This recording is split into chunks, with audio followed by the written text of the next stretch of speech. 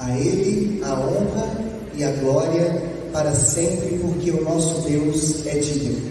E nesse momento te convido a louvar conosco em louvor e em oração, entregar a sua vida ao Senhor, se ofertar a Ele e declarar que é tudo por Ele. Louve conosco.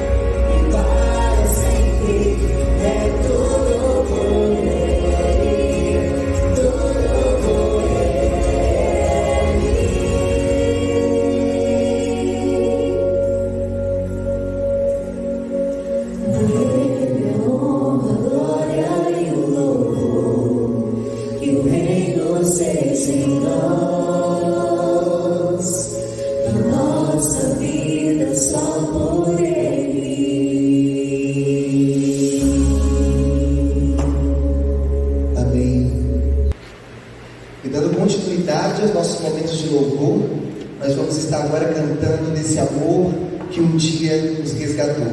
Louvemos todos juntos com a canção Ousar Amor.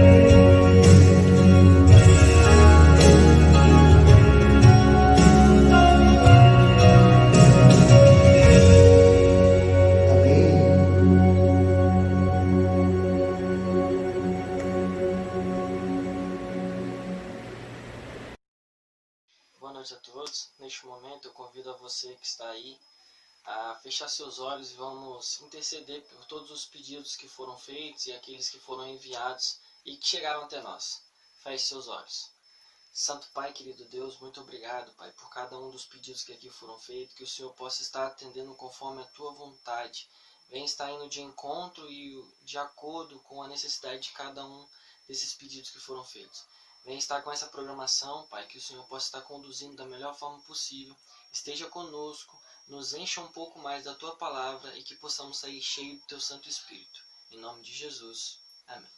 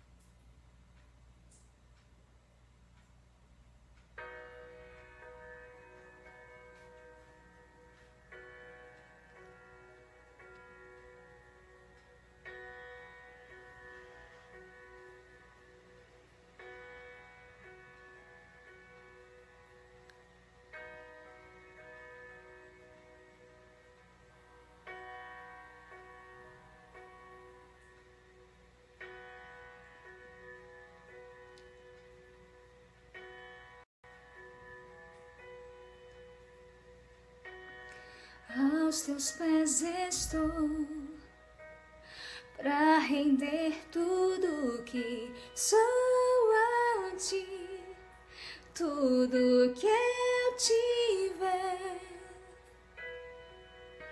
Receba aqui, Senhor, o meu perfume, minhas lágrimas que vão cair. Basta um olhar no teu rosto,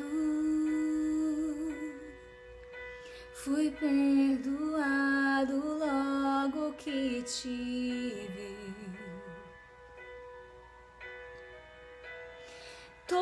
todos os meus tesouros vou derramar diante de ti. Eu quebro o meu vaso, eu quebro o meu vaso aos teus pés, aos pés do meu amado. Eu quebro o meu vaso, eu quebro o meu vaso aos teus pés, aos pés do meu amado.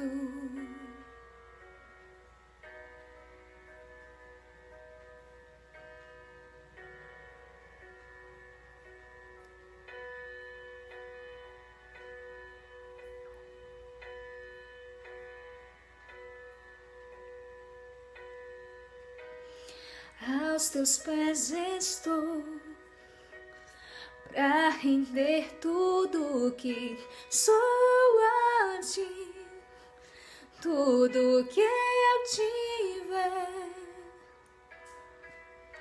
Receba aqui, Senhor, o meu perfume, minhas lágrimas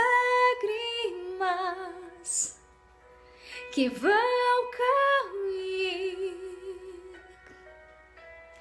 Basta um olhar no teu rosto, fui perdoado logo que te vi. Todos os meus tesouros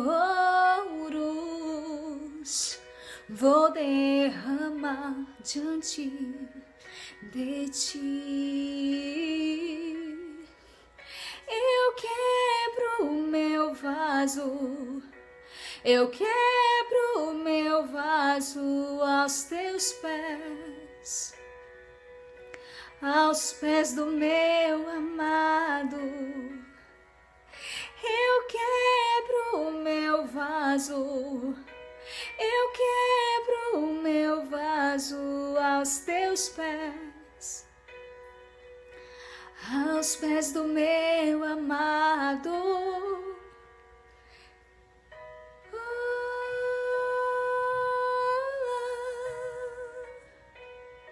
Aos teus pés.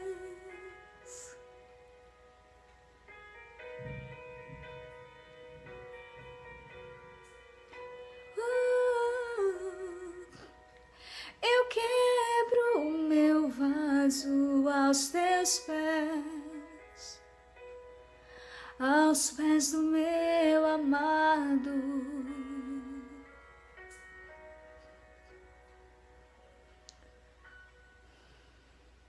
Amém.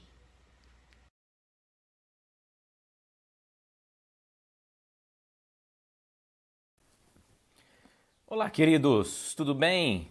Muito bom podermos estar juntos novamente mais um dia da nossa Semana Jovem 2020. Igreja Adventista de Jacarandá, uma igreja animada, especial, querida, clube de jovens bons amigos. Que o nosso querido Deus continue abençoando vocês para que mais decisões sejam tomadas durante essa semana especial de oração. Tem sido um privilégio, uma honra para mim poder compartilhar a palavra de Deus. Estou aqui na minha casa, mas aí para a sua casa, onde você estiver, com o seu celular, com o seu computador no colo, assistindo pelo YouTube, na televisão. Não sei como você está agora, nem sei como é que foi o seu dia, mas eu sei que o mesmo Deus que eu sirvo, você também serve, o mesmo Deus que falará comigo também falará com você, e decisões serão tomadas de maneira especial durante esta semana, tá?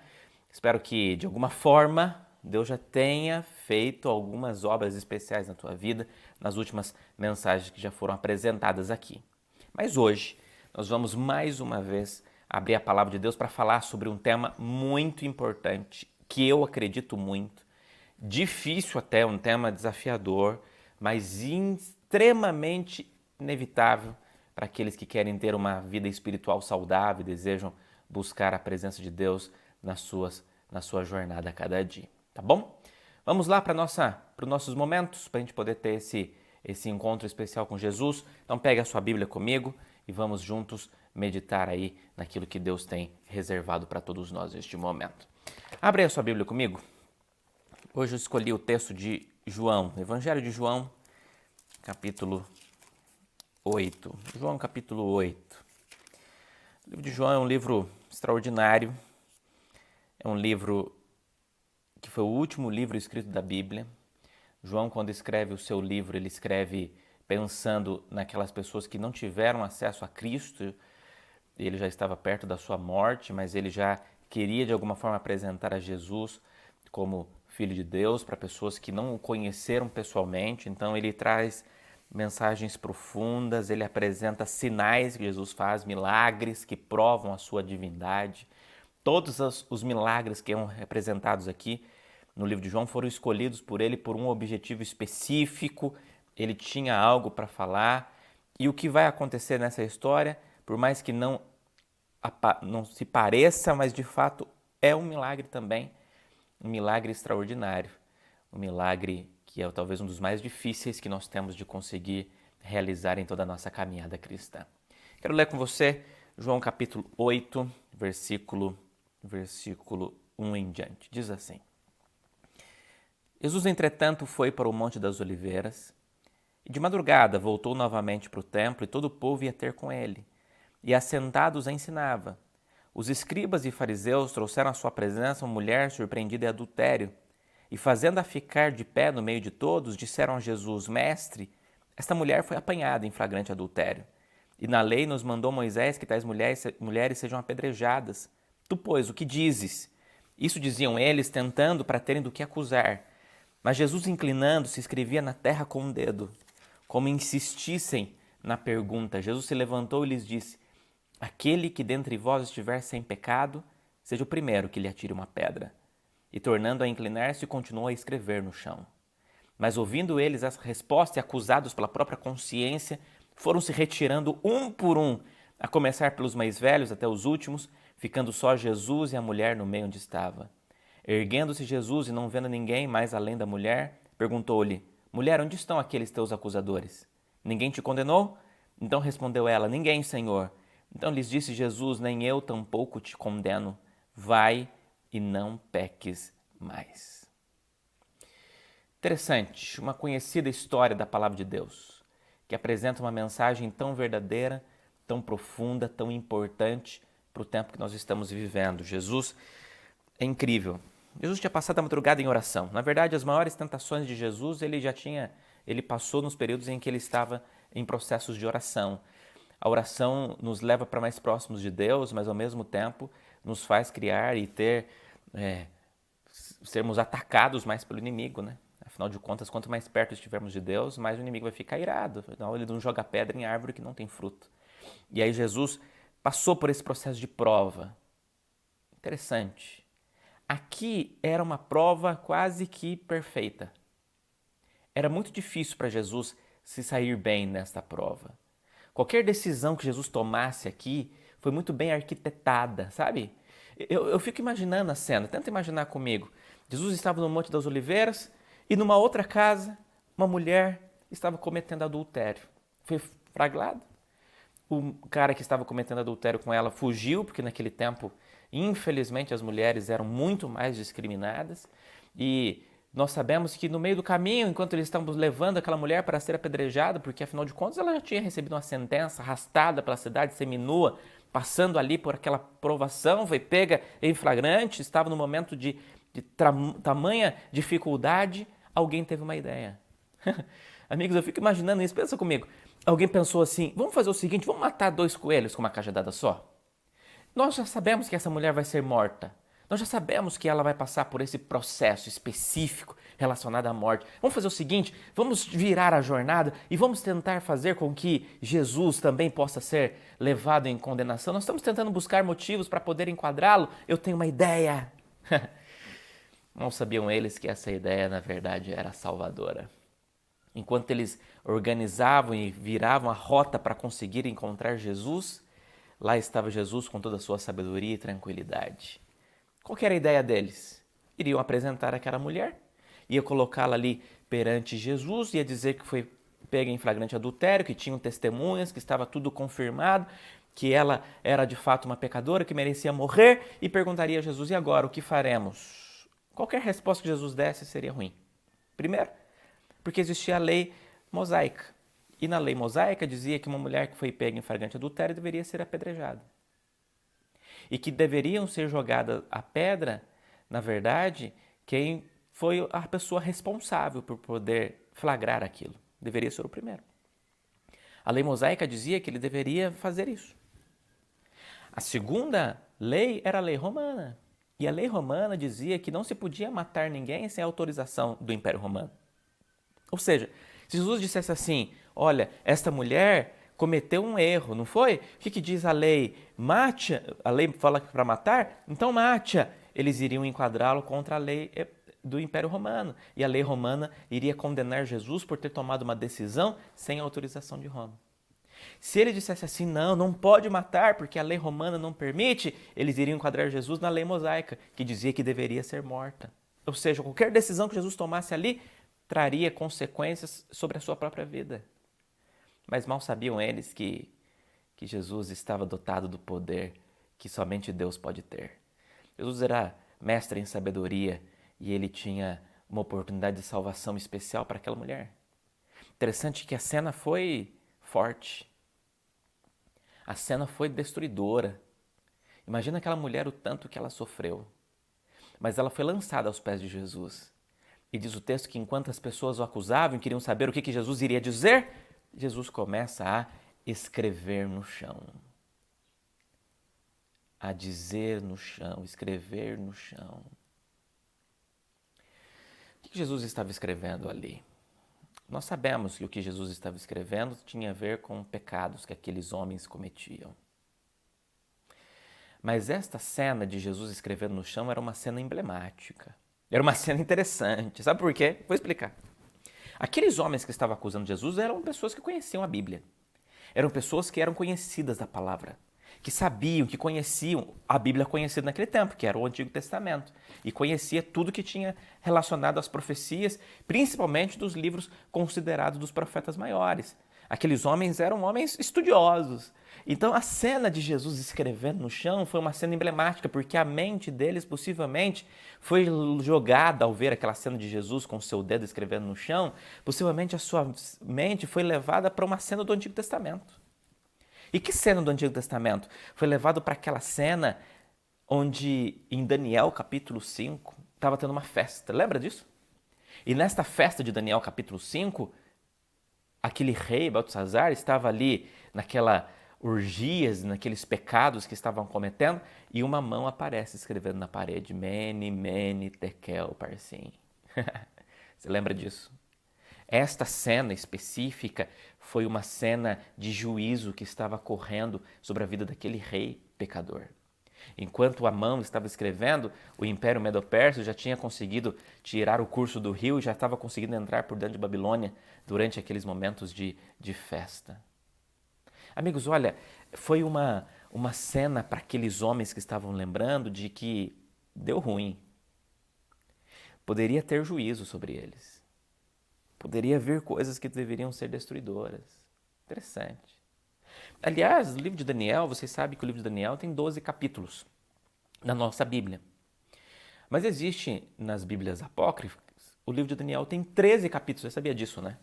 Nas Bíblias apócrifas, o 13º capítulo do livro de Daniel, que nós entendemos que não foi inspirado, mas os judeus conheciam naquele tempo, porque era documento histórico, não era inspirado por Deus, mas era documento histórico. O 13º capítulo de Daniel apresenta uma história, nós não sabemos se ela é real ou não, é apenas um documento que nós sabemos que não foi inspirado, mas esse 13º capítulo apresenta a história de uma mulher chamada Susana. Se você tem uma Bíblia apócrifa na sua casa, você vai conseguir observar isso no livro de Daniel, capítulo 13, naquela Bíblia, que só existe nesta Bíblia. E esta mulher, chamada Susana, era uma mulher muito bonita e casada com um senhor muito respeitado naquela cidade. E aí diz esse capítulo, depois você pode observar bem lá a história, que esta mulher foi desejada por alguns homens da cidade. O seu marido chamava algumas pessoas para poder ir à sua casa para reuniões, ele era muito sábio, mas aquela mulher um dia acabou sendo flagrada ali. Os dois homens ficaram ali observando ela tomar banho. E na hora que as servas dela saíram para buscar alguma coisa, ela ficou sozinha, esses dois homens apareceram e disseram para ela assim: olha, ou você deita conosco, ou nós vamos dizer que pegamos você em adultério e você vai ser apedrejada. Porque a lei dava essa abertura às pessoas maldosas, né? Diz essa história. E aí a história conta que ela rejeitou, começou a gritar e eles acusaram de que ela tinha cometido adultério e ela de fato foi condenada à morte. No dia da sua execução, Daniel apareceu. E diz essa história que Daniel foi e revelou, através das ordens de Deus, o que estava acontecendo. E de fato, de vez da mulher ter sido morta, quem foi morto foi os dois acusadores. Essa história é uma história que esses homens que estavam aqui e viram Jesus escrevendo no chão, lembraram. Então, quando Jesus olha para aquela mulher e diz assim, olha, quem não tem pecado, que atire a primeira pedra, Jesus estava dizendo assim, olha, eu vou apertar um botão aqui, um botão para que venha juízo. E se vier juízo sobre esta mulher, vai ter que vir juízo sobre todo mundo, e todo mundo que tem pecado aqui também tem que cair, pelo mesmo problema. Vocês têm certeza que vocês querem isso? E aí diz que a consciência pesou, sabe? Porque todo mundo lembrou de que não tem ninguém perfeito, que não tem pecados maiores ou menores perante Deus e que todos nós, muitas vezes, acusamos pessoas de alguns pecados e esquecemos que nós temos vários também que muitas vezes nos levam à nossa própria destruição. Queridos, nós precisamos entender de maneira muito clara como que essa história de João capítulo 8 apresenta um Jesus que quer representar o seu reino e quer mostrar que, de fato, com sabedoria, o mais importante no reino são as pessoas. O mais importante no reino são os filhos do rei. O mais importante no reino é o carinho que o rei tem pelos seus filhos. Aquela mulher era uma pecadora, sim.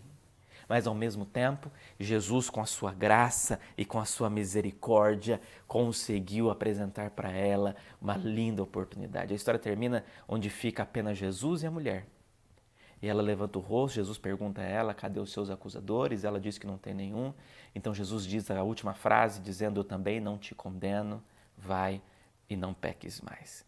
Eu também não te condeno, vai e não peques mais. Eu quero terminar a minha mensagem de hoje apresentando para você esta frase. Não te condeno, vai e não peques mais. Deixa eu dizer algo para você. Jesus, então, foi condizente com o pecado que aquela mulher cometeu? Jesus não deu para ela nenhum tipo de punição? Jesus passou a mão sobre a sua cabeça? O que de fato estava acontecendo? Amigos, na verdade, Jesus estava dizendo assim, filha, eu também não te condeno. Em outras palavras, Jesus está dizendo assim, eu não vou castigar você. E sabe por que eu não vou castigar você? Porque naquele lugar apenas uma pessoa não tinha pecado. Então apenas uma pessoa poderia lançar a pedra sobre ela, que era Jesus. Mas Jesus, quando diz assim, eu também não te condeno, por que Jesus estava dizendo isso? Porque ele dizia assim, ó, eu não te dou punição. Por quê? Jesus não vai punir os erros? Vai. Mas aquela mulher, amigo, já tinha cometido erros demais. Já estava sendo castigada. Deus não precisava castigá-la porque ela já tinha se castigado. Você acha que foi fácil para ela ser arrastada pela cidade? Ver as pessoas apontando o dedo para ela, ver ela seminua passando por essa situação? Você acha que foi fácil? Claro que não, amigos. Ela passou talvez pela maior prova da sua vida, da sua existência. Que luta, que angústia que ela passou naquele momento. Jesus estava falando assim, filha, eu conheço você. Eu sei o tanto que você foi castigada. Eu não te dou punição, porque você já foi suficientemente castigada pelos seus próprios atos, pelas suas próprias condições. Nós somos fáceis em metralhar as pessoas por causa dos seus erros, mas esquecemos que muitas vezes o maior inimigo da nossa vida somos cada um de nós. E enfrentamos muitas vezes escolhas que nos levam a verdadeiras punições. Naquele momento, Jesus não precisava puni-la, ela já tinha cometido e recebido todas as punições necessárias. Naquele momento, ela precisava era de um abraço de perdão, era de uma oportunidade de uma nova vida. Sabe, eu imagino um menininho pequeno que recebeu um presente do pai, um carrinho, e ele está lá no seu apartamento, andando lá com o seu carrinho passando ali pela varanda e andando com esse carrinho pela varanda. E o pai fala assim, filho, olha, você está aí, nós estamos no 20º andar. Não brinca com esse carrinho aí, você vai cair, esse carrinho vai cair lá fora. E o filho, não, pai, eu sei segurar. Ele está brincando e o carrinho quase caiu, mas ele segurou. Ele fala, olha como que eu sou esperto, eu peguei. E ele continua brincando lá com o carrinho. Daqui a pouco, imagina, o carrinho cai. O menino desce correndo no elevador, pega só os caquinhos do carrinho que estava destruído e sobe chorando. E quando ele chega lá no apartamento com o carrinho todo quebrado na mão, o pai dá uma surra nele. Precisava daquela surra naquele momento? Amigos, olha, aquele menino já tinha sido totalmente castigado, não foi? As suas próprias decisões levaram para ele um problema muito sério. Naquele momento, aquela mulher precisava de acolhimento, de oportunidade de salvação. E no reino de Deus é isso que nós encontramos das mãos do Senhor. A segunda palavra desta frase é vai. Vai. E essa palavra, amigo, tem a ver com liberdade. Você é livre.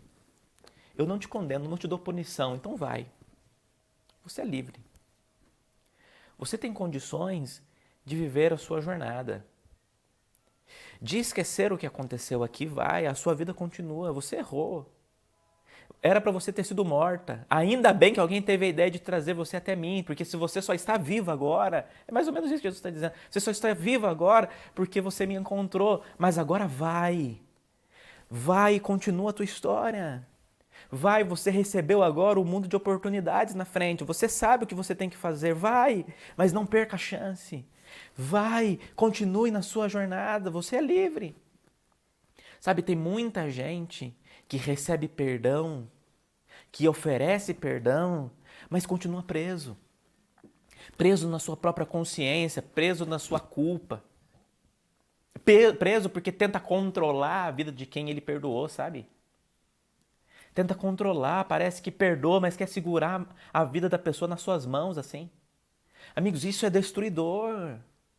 Ah, mas era meu sócio, ele me passou a perna, e aí você fica ali controlando, e ele já construiu a vida dele, tá dando certo, tá tendo sucesso, e você tá aqui, olhando pro cara, pensando, uma hora você vai cair, uma hora você vai pagar o que você fez. Pra quê, amigo, essa vingança? Você vai ficar preso até quando? Vai! Continua a tua vida, continua a tua história. Olha o que Deus tem reservado para você, vai! É esta a mensagem que o nosso querido Deus quer apresentar para vocês neste momento. Você tem direito de oportunidades de construir a tua história, de viver a tua vida. Sabe, Deus tem para nós um mundo de oportunidades para aqueles que decidem viver essa paz que somente a liberdade do perdão de Deus pode nos oferecer. E a terceira e última palavra é: não peques mais. O não peques mais aqui, amigos, são conselhos de Deus. Olha, você errou. Você sabe onde você errou. Você recebeu liberdade para construir a tua vida. Mas deixa eu te dar um conselho. Entenda que somente na minha presença você vai ser de fato feliz. Somente na minha presença você vai ter perdão. Você tem direito de ir. Mas cuidado, porque se você for sem mim, você corre um sério risco de cair de novo. E é assim a nossa vida.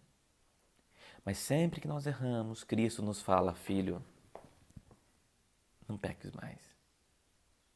E muitas vezes, no dia seguinte, a gente vai lá pedir perdão para Deus de novo. Às vezes no mesmo erro. Mas sabe como é que Deus nos trata?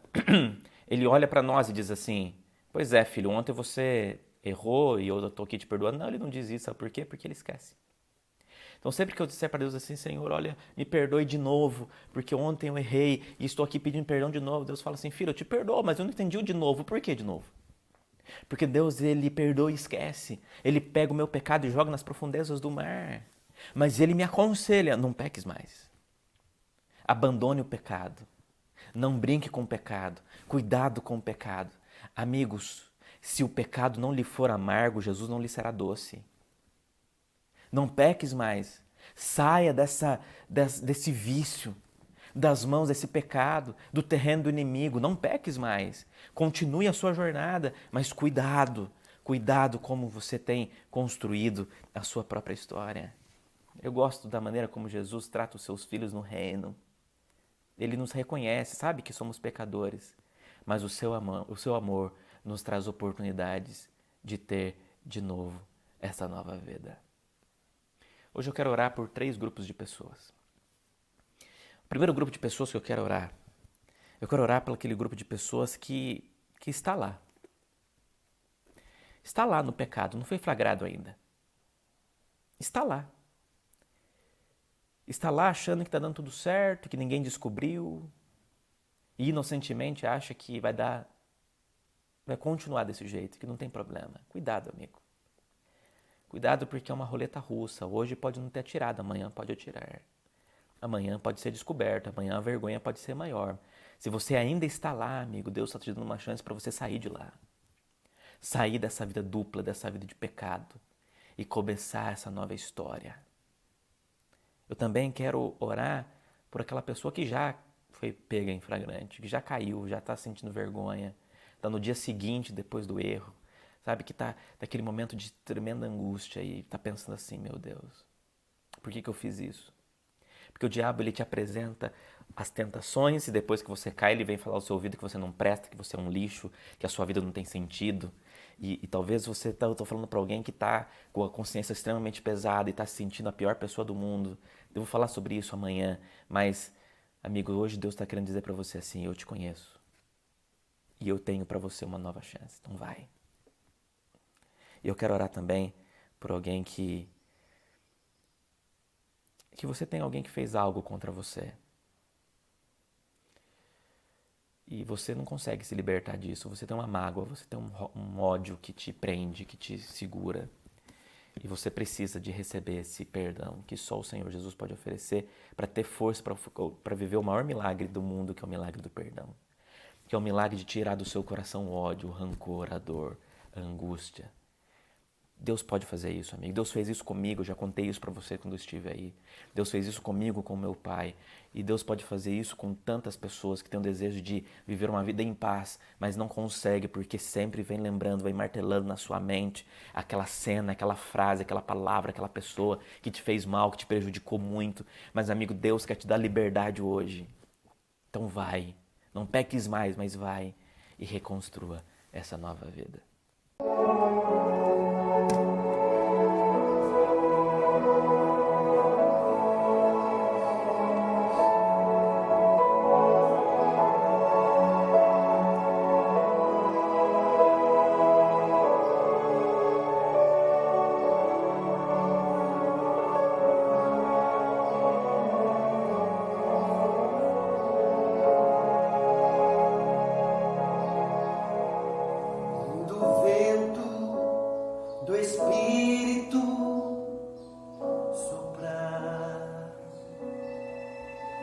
Uma chama viva vai aparecer. Nossos filhos e filhas irão profetizar. Nossos velhos sonharão e a igreja mudará.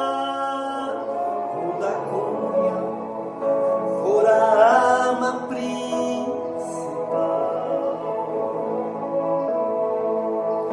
e a rotinas desses nossos dias sair do seu normal, descerá sobre nós o fogo do Espírito, viveremos o Evangelho. Jesus Cristo vai voltar. Por que será que ainda não aconteceu? Por que razão não temos fogos a queimar? Pecados escondidos, uma fé adormecida, mandamento que insistimos em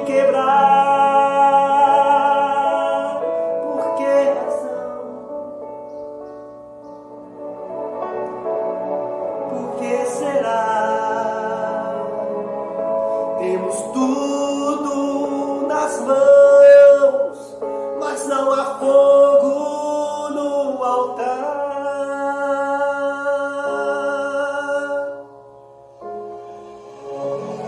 Do vento, do Espírito soprar, uma chama viva vai aparecer. Nossos filhos e filhas irão profetizar, nossos velhos sonharão e a igreja mudará. Quando a comunhão for a arma principal e a rotina desses nossos dias sair do seu normal, descerá sobre nós o fogo do Espírito, viveremos o Evangelho e Jesus Cristo vai voltar. Viveremos o Evangelho e Jesus Cristo vai voltar.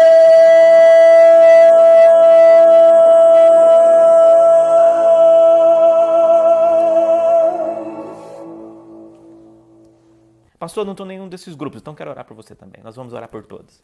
Mas neste momento, se você faz parte de um desses grupos, feche seus olhos e nós vamos clamar ao Senhor. Aliás, todos nós vamos pedir para que as bênçãos de Deus recaiam sobre a nossa vida. Pai querido, aqui estão os teus filhos e nós precisamos muito do perdão e da graça do Senhor. Somos frágeis, erramos com muita facilidade, mas confiamos na direção do Senhor e lhe pedimos agora, em nome de Jesus, que o Senhor esteja conosco. Traga perdão à nossa vida, nos dê novas oportunidades e faça com que a nossa vida tenha sentido na tua santa e maravilhosa presença. Continue nos abençoando e nos fortalecendo hoje e sempre. Abençoe a tua igreja em Jacarandá e que amanhã possamos continuar esta jornada espiritual. Te oramos em nome de Jesus. Amém.